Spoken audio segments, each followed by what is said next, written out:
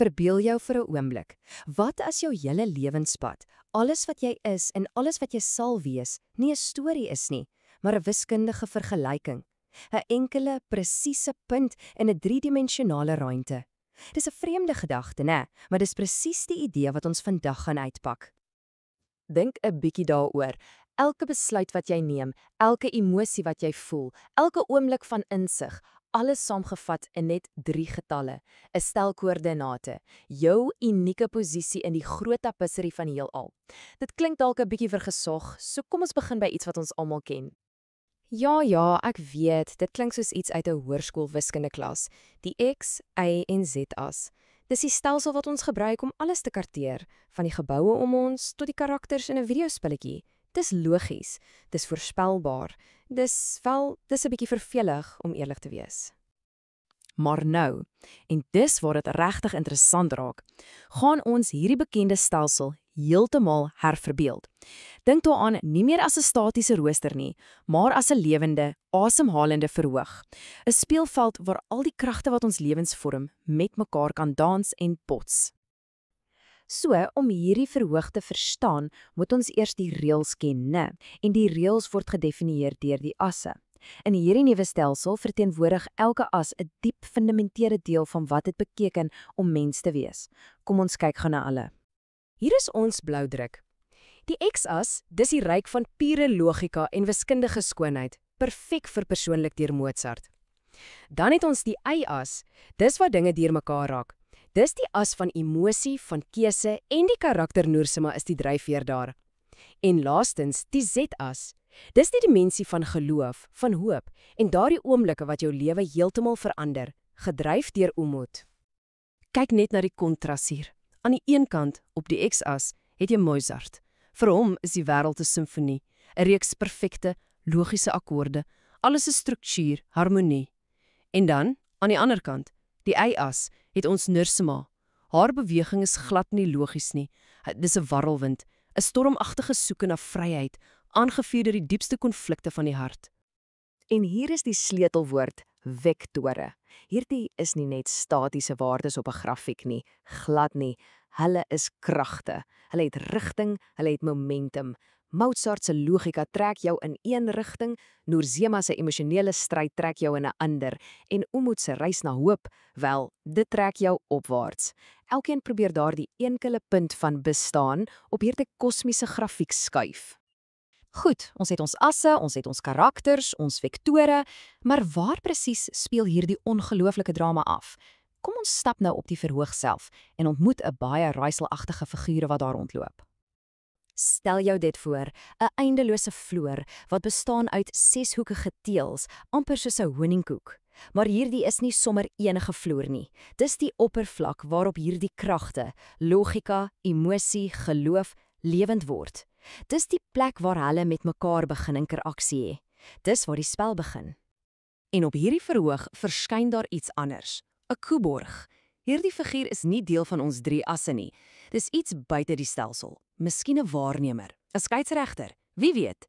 Al wat ons sien is dat hy op die grense tussen lig en skaduwee stap, en sy teenwoordigheid voel oud en futuristies, alles op dieselfde tyd. En die spore wat hy los, dis nie sommer net voetspore nie, hulle gloei, hulle pols met 'n vreemde lig en vorm patrone. Dis amper soos 'n soort musikale notasie, maar een uit die toekoms. Dit herinner ons aan Mozart se logika en die idee dat die noodlot ook 'n melodie is, een wat vooraf geskryf is, maar miskien kan verander. Alles op hierdie verhoog is in 'n fyn, dinamiese balans, harmonieus, voorspelbaar amper, totdat dit nie meer is nie. Die hele stelsel staan op die punt om 'n skok te ervaar, een wat die reëls van die spel vir altyd sal verander. Een oomblik van dramatiese, onverwagse ingryping. 'n Krag van buite die stelsel is op die punt om sy teenwoordigheid te laat voel. En niks, absoluut niks, sal ooit weer dieselfde wees nie. En die katalisator vir hierdie chaos, 'n figuur wat ons net ken as die Skoppensdame. Haar aankoms is nie subtiel nie. Dis 'n beslissende, spelbrekende skuif en sy mik reguit vir die hart van die koördinaatstelsel. En sy mik nie sommer enige plek nie. Haar teiken is presies die koördinaatreeks 74. Hierdie getal is nie toevallig nie. Dit dui op 'n kritiese punt binne die stelsel, 'n plek van ongelooflike kwesbaarheid of dalk van ongelooflike potensiaal. En op daardie presiese oomblik kom alles tot stilstand. Die datum 4 Februarie 2025. Tyd self vries, vasgevang op die musikale frekwensie van die noot E6. Selfs die Koeborg, die ewige wandelaar, hou op beweeg. Dit voel asof die hele heelal sy asem ophou. En in daardie oorverdowende stilte praat die Kuiborg en sy woorde ekho deur die leegte. Die sintaksis van julle lot is besig om te veronder. Dis nie net 'n gebeurtenis nie, dis 'n fundamentele herskrywing van die reëls. Die sintaksis, die basiese grammatika van die noodlot, word op daardie oomblik herdefinieer. So wat gebeur wanneer die fundamentale reëls van die werklikheid verander?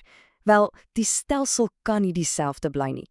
En dit bring ons by die laaste en mees verstommende openbaring van hierdie hele storie. En wie hou hierdie kosmiese omwenteling dop vanuit die skaduwees? Niemand anders as René Descartes self nie, die oorspronklike argitek van die hele koördinaatstelsel. En sy reaksie, dis nie skok of paniek nie. Hy knik eenvoudig, asof hy dit die hele tyd verwag het, asof dit alles deel van die plan was. En dan dien Descartes iets buitengewoon. Hy herken nie net die verandering nie, hy tree daarop in.